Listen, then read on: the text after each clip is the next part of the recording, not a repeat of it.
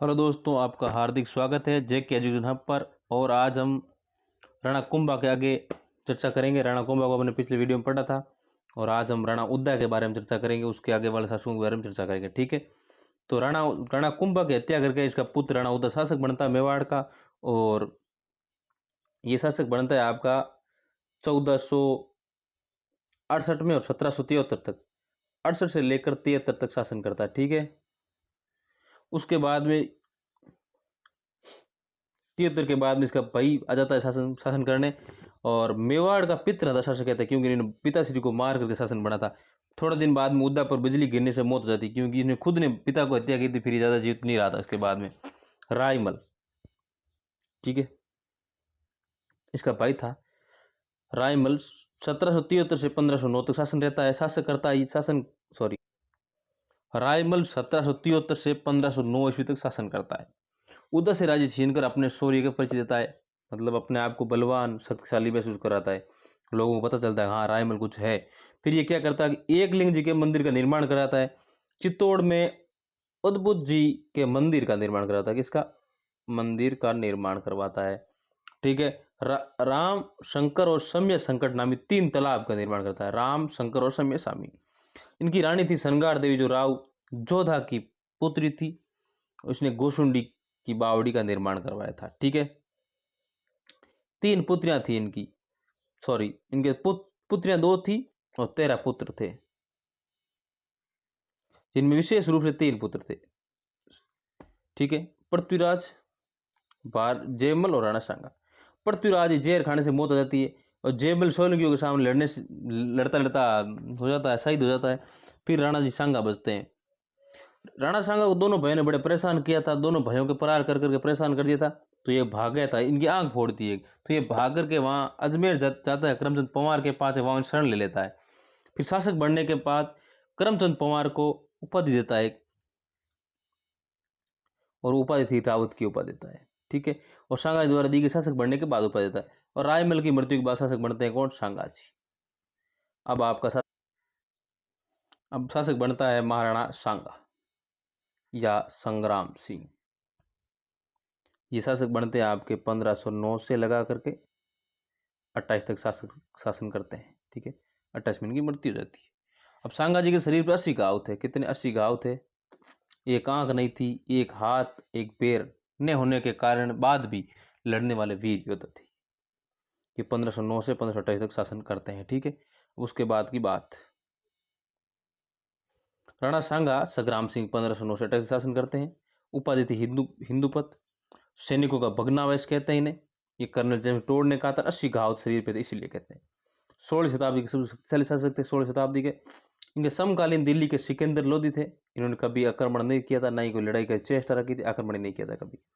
गुजरात के महमूद शाह थे और मालवा के नसरुद्दीन थे। ठीक है, सांगा के गुजरात संघर्ष, इनसे पहले कुंभा के टाइम, राणा कुंभा के टाइम आरंभ हो गया था संघर्ष, लेकिन वापस पुनः शुरू सांगा के टाइम ही हुआ था। तात्कालिक कारण था इडर के राज्य सिंहासन पर अपना प्रशासक रायमल को बैठाना। यहाँ क्या है कि भीम था रायमल का चाचा, उनका पुत्र भारमल को हटा करके पुनः अधिकार दिलाया था इसको। इस इडर की घटना हुई थी, उसके लिए इन्हें तत्कालिक कारण था, संघर्ष करना पड़ा गुजरात के साथ सुल्तान को। इसमें ऐसा होता है कि भीम के पुत्र भारमल को हटा करके पुनः अधिकार दिलाता है इडर के लिए रायमल को। ये राणा सांगा का एक दोस्त था या अच्छा मित्र था। ठीक है, उसको दिलाता, पुनः अधिकार देता है। इस घटना का पता जब गुजरात के सुल्तान को चलता है ना, तो भारमल की सहायता करने के लिए अहमदनगर के जागीरदार निजामुल मुल्क को भेजता है। ठीक है, लेकिन वो असफल रहता है। रायमल भाग जाता है, वापस पुणे सेना लेकर आ जाता है। ठीक है,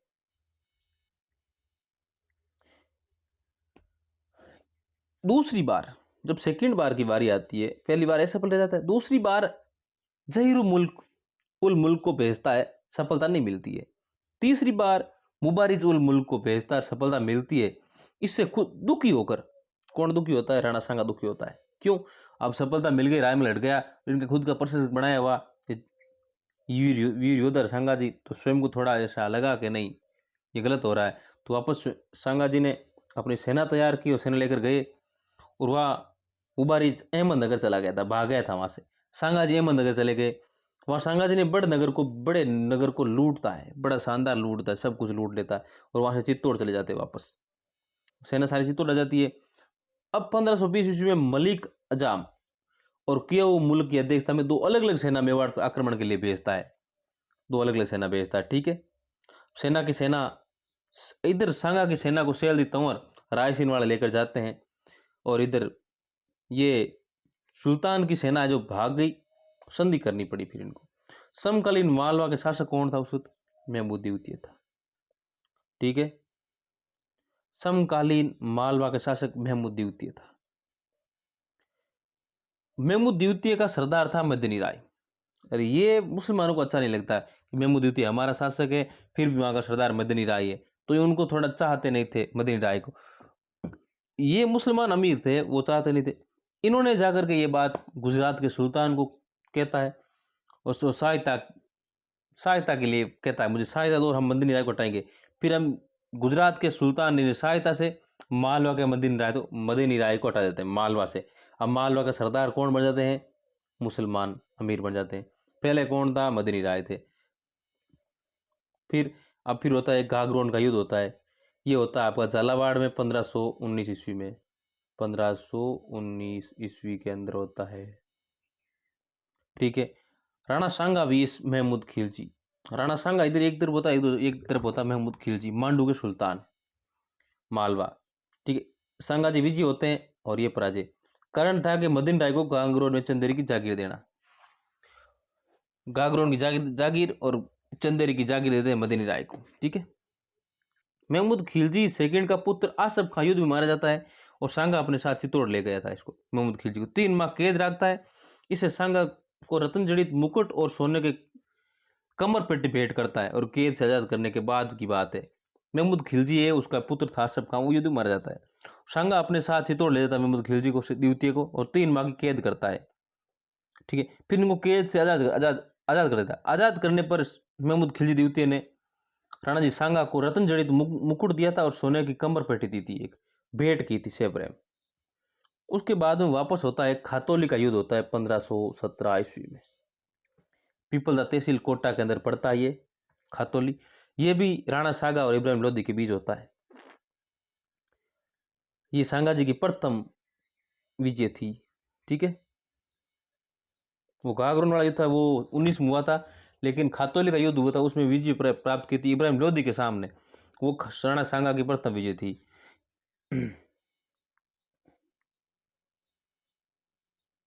बाएं हाथ तलवार से कटा, तीर से लंगड़ा हो गया था। अब अभी हमने पढ़ा था कि सांगा जी का एक हाथ नहीं था, एक पैर नहीं था, ये यहाँ हुआ था। ठीक है, खातौली के युद्ध में बायां हाथ तलवार से कटा और तीर पैर के घुटने में लगा था। उस वक्त तो लंगड़े हो गए थे। कारण था कि लोग, इनका युद्ध का कारण क्या था? लोधी, इब्राहिम लोधी का साम्राज्यवादी होना, सिकंदर लोधी के समय दिल्ली का मेवाड़ के निकट इलाकों का अपनी ओर मिलाना। सांगा जी ने क्या किया था कि इब्राहिम लोधी के पहले शासक था, कौन था? सिकंदर लोधी। अब सिकंदर लोधी युद्ध करने वाला था नहीं, शांत स्वभाव के इंसान थे। इन्होंने क्या कहा, दिल्ली के जो इलाके थे ना मेवाड़ के पास, और उनको सारे पर कब्जा कर लिया था सांगा जी ने और अपनी ओर मिला लेता। वापस जब इब्राहिम लोधी आता है तो इस चीज़ का पता चलता उसे, तो वो वापस उसे कब्जा करने के लिए, वापस उसको हटाने के लिए वापस युद्ध करता है। ठीक है, अब उसके बाद में एक युद्ध और होता है, वो होता है बारी का युद्ध। बारी का युद्ध 18 के अंदर होता है, 1518 बारी का युद्ध होता है। ठीक है, राणा सांगा और लोधी की सेना होती है। मियाँ हुसैन फरमुली प्लस मियाँ माखन के साथ मेहती सेना होती है। इधर लोधी की सेना में होती है मियाँ हुसैन फरमुली और मियाँ माखन, दो सेनापति होते हैं, इनके साथ में होती है। और इधर मेहती सेना होती है पूरी। अब बारी युद्ध के अंदर राणा सांगा जीत जाते हैं और लोधी की सेना फिर से आ जाती है। उसके बाद में बाबर आता है। बाबर को इब्राहिम लोधी के दरबारी थे, एक आलम खां लोधी, एक था दौलत खां लोधी। इन दोनों ने निमंत्रण दिया था और भारत आने के लिए, क्योंकि इब्राहिम लोधी 2 बार हार चुका था सांगा जी से। उन्हें पता था कि अब हिंदू सल्तनत आने वाली है केंद्र में। इसीलिए दो लोधियों ने मिलकर आलम खां लोधी और दौलत खां लोधी ने बाबर को इन्वाइट किया था कि आप भारत आएँ और युद्ध करें सांगा जी से और दिल्ली सल्तनत पर कब्जा करें। फिर इधर आता है बाबर। बाबर आता है सर्वप्रथम। अब इब्राहिम लोदी दिल्ली में बैठा था, तो पहले उनको युद्ध करना था, तो पानीपत का प्रथम युद्ध होता है 1521 अप्रैल की बात है। 21 अप्रैल 1526 ईस्वी में पानीपत का युद्ध होता है। ठीक है, उसमें बाबर जीतता और इब्राहिम लोदी फिर से आ जाते हैं। दिल्ली और आगरा पर अधिकार हो जाता है। पहली बार तोप का प्रयोग है वो पानीपत के युद्ध में किया गया था। बयाना का युद्ध होता है 16 फरवरी 1527 ईस्वी को होता है। बयाना का युद्ध होता है फिर 16 फरवरी 1527 ईस्वी को। यहाँ सांगा और बाबर की सेना के बीच में होता है और इनका सेनापति था सुल्तान मिर्जा और सांगा जीत जाता है। बाबर दिल्ली व आगरा जीतने के बाद फतेहपुर सीकरी पर अधिकार करने का पड़ाव डाला उधर पड़ा। बाबर क्या करता है, दिल्ली और आगरा को जीत जाता है पानीपत युद्ध में। फिर फतेहपुर सीकरी को जीतने के लिए वहां पड़ाव डालता है और बयाना पर अधिकार करने के लिए पहले दोस्त इश्क आला को भेजा, लेकिन असफल रहा था। और उधर यहाँ बाबर के बहनों था मेहंदी ख्वाजा, इसका अधिकार कहाँ था, बयाना पर। तो यहाँ फिर एक युद्ध हुआ था और इस युद्ध में राणा सांगा जीत जाता है और बयाना अधिकार में कर लेता है। बयाना भरतपुर के अंदर पड़ता है। ठीक है, खानवा का युद्ध होता है 17 मार्च 1727 को होता है भरतपुर में। लेकिन श्यामल दास की एक ग्रंथ है वीर विनोद, उसमें 16 मार्च बताया गया है। ठीक है, बाकी 17 मार्च आता है। अगर क्वेश्चन आए तो 17 मार्च ही करना है। भरतपुर पड़ता है इसे, खानवा का युद्ध है। बाबर का कथन किया था उस युद्ध में। बाबर ने क्या कहा था 1 नंबर घोषणा थी ये इनकी कि युद्ध से पहले उन्होंने जिहाद की घोषणा, धर्म की घोषणा कर दी थी। शराब नहीं पीने की प्रतिज्ञा ली, मैं कभी शराब नहीं पीऊंगा। और तीसरा था कि मुस्लिम व्यापारियों से तमगा कर समाप्त कर दिया था उसने। युद्ध को जीतने के लिए कुछ सांगा ने राजस्थान के सभी राजाओं को पत्र लिखे और सहायता की मांग की थी। ये पानी परवन की नीति कहते हैं इसे। सांगा ने आखिर बार में किया था, उसके बाद में किसी ने नहीं किया था ऐसा। ठीक है, और राजस्थान की समस्त सेना का सेनापतित्व करने वाला आखिरी सेनापति या वो ही था राणा सांगा जी। अब इन्हें इनवाइट किया था, सब आए थे। वो थे आमेर के पृथ्वीराज कच्छावा, मारवाड़ के राव मालदेव और गंगा का पुत्र था, बीकानेर कल्याणमल जेत सिंह, मेवाड़ का वीरमदेव, सिरोही के अखेराज देवड़ा, चंदेरी की मदनी राय, इड्र के भारमल, वागड़ के उदय सिंह, देवलिया प्रतापगढ़ बाग सिंह, सादरी झाला आजा, सेलुम रतन सिंह चुंडावत, मेवाड़ अलवर से हसन खां मेवाती, महमूद लोधी इब्राहिम लोधी के भाई। ठीक है, रायसीन के सहलदीप तंवर विश्वासघात कर सांगा के खिलाफ बाबर के साथ हो गया था। रायसीन के सहलदीप तंवर पहले सेनापति किया था एक युद्ध में, फिर भी इन्होंने विश्वासघात करके सांगा के साथ हो गया था। यही था कारण था कि इन्होंने सेनापति नहीं बनाया था इस युद्ध में, इसलिए इन्होंने विश्वासघात किया और सांगा के साथ हो गया था। अब राणा सांगा घायल होता है तो उस वक्त झाला अज्जा जी राणा सांगा का मुकुट पहनकर युद्ध का नेतृत्व करते हैं। लोगों को, सैनिकों को लगता है कि हाँ सांगा जी लड़ रहे हैं, लेकिन उस वक्त सांगा जी घायल हो चुके थे। फिर बाबर जीत जाता है और गाजी की उपाधि धारण कर लेता है। सांगा घायल हो जाता है तो सांगा को बस बदौसा मिल जाते हैं, वहां घायल सांगा इलाज कराते हैं। पर इरिची एमपी के अंदर सांगा को जहर दिया जाता है, साथियों ने जहर दिया था मारने के लिए, क्योंकि सांगा ने कहा था मैं घर नहीं जाऊंगा जब तक मैं जीता नहीं साथी। ठीक है ना, सांगा ने क्या कहा था, जब तक मैं घर नहीं जाऊंगा जब तक मैं जीत नहीं सकता। लेकिन फिर भी क्या करें, इन्होंने दोस्तों से बड़े कोई होता नहीं, दुश्मन की तरह उन्होंने चेत दिया था। और जय देने के बाद कालपी यूपी के अंदर सांगा की मृत्यु हो जाती है। और सांगा ने यह प्रण लिया था कि मैं बगैर जीते घर नहीं जाऊंगा, इसलिए इन्हें मांडलगढ़ भीलवाड़ा में अंदर इनका दाह संस्कार होता है और वहां पर इनकी आज भी छतरी बनी हुई है मांडलगढ़ भीलवाड़ा के अंदर। ठीक है, कभी वहां जाओ देख लेना भले ही। अब युद्ध के कारण क्या हो रहे होंगे, सांगा जी और बाबर दोनों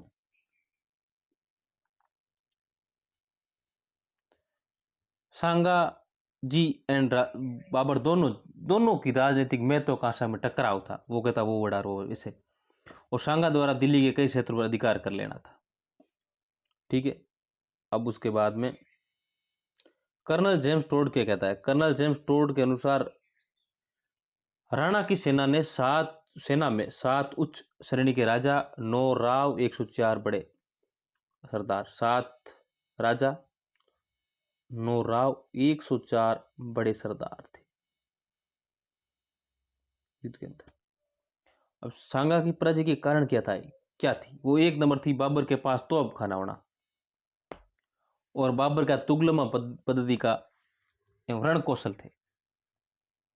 राजपूत सेना का एक नेता ने अधीन ने होना। रायसेन के सैलदीप तंवर व नागौर के खानजादा का युद्ध के अंतिम समय में बाबर की ओर मिल जाना। ठीक है। अब आता है महाराणा विक्रमादित्य। 1531-36 शासक बनता है। राणा सांगा की मृत्यु हो जाती है, इनका पुत्र रतन सिंह शासक बनता है। 1528 में मर जाता है, 31 तक शासन करता है। 31 में रतन सिंह की मृत्यु हो जाती है। उस वक्त इनकी कोई संतान नहीं थी, तो इनका सौतेला भाई होता विक्रमादित्य, वो शासक बनता है। छोटा भाई सौतेला भाई था विक्रमादित्य। ये हाड़ी रानी कर्मावती के पुत्र थे 2, उनमें से बड़े ये विक्रमादित्य और उदय सिंह। विक्रमादित्य शासक बनता है। ठीक है। और विक्रमादित्य शासक बन जाता है। लेकिन क्या होता है, विक्रमादित्य ना ये अल्पवयस्क थे। क्या थे? विक्रमादित्य अल्पवयस्क थे। तो इनकी माता श्री ने इनका संरक्षण किया था। संरक्षिका बनी थी कर्मावती। अल्पवयस्क होने के कारण संरक्षक कौन बनी थी? कर्मावती संरक्षक बनी थी। ठीक है। अब चित्तौड़ का युद्ध हो जाता है वहां।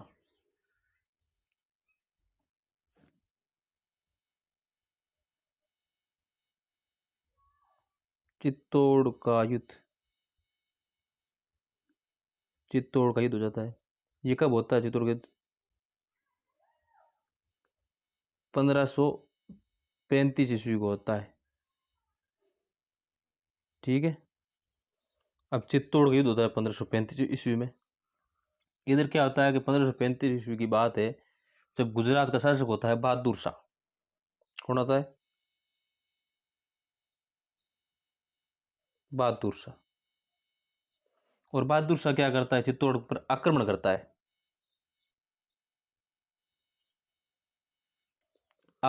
है। अब इस बात का जब तो विक्रमादित्य जी बूंदी अपने ननिहाल चले जाते हैं। कहाँ चले जाते हैं? बूंदी चले जाते हैं। ठीक है। और इधर बजता है पीछे इनकी माता श्री और बाघ सिंह था प्रतापगढ़ के। ठीक है। प्रतापगढ़ देवलिया प्रतापगढ़ के बाघ सिंह थे। बाघ सिंह को क्या करता है कि वहां का कार्यभार, किले का भार सौंप करके खुद चल जाते हैं बूंदी, और इधर आक्रमण होता, युद्ध होता है। तो इसमें कर्मावती जी क्या करती है? हुमायूं को राखी भेजती है। कर्मावती हुमायूं को राखी भेजती है। किसे भेजती है? हुमायूं के भाई तुम सहायता कर। लेकिन क्या करे, ये शायद टाइम समय पर नहीं पहुंचता, उससे पहले सब कुछ हो जाता है। तो इसमें कर्मावती बाघ सिंह युद्ध में शहीद हो जाते हैं। शहीद कौन होता है? बाघ सिंह के साथ साथ अन्य राजपूत योद्धा शहीद हो जाते हैं। और कर्मावती जी क्या करती है? जोहर करती है। जोहर कौन करता है? जोहर करती है आपकी कर्मावती। इनके साथ राजपूत रानियां भी थी, राजपूत की स्त्रियां थी। कर्मावती जोहर करती है। तो फिर ये मेवाड़ का दूसरा शाखा कहलाया। क्या था?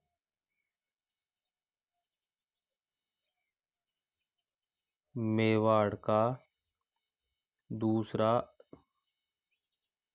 शाखा। ठीक है। इधर 35 के अंदर 1535 के अंदर बहादुर शाह का अधिकार हो जाता है। बहादुर शाह का अधिकार हो जाता है चित्तौड़ पर। लेकिन तब बादशाह को पता चलता है कि हुमायूं आने वाला है, तो बादशाह यहाँ से भाग जाता है। बादशाह क्या करता है कि हुमायूं आने वाला है, हुमायूं के डर से भाग जाता है, भाग गया था। ठीक है, वापस विक्रमादित्य ने पुनः अधिकार कर लिया चित्तौड़ पर, पुनः अधिकार कर लिया था विक्रमादित्य ने। ठीक है, पुनः अधिकार कर लिया था,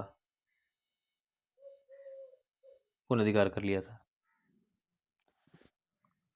फिर सब शांति हो गई थी, तब आया था बनवीर, दासी पुत्र था एक बनवीर।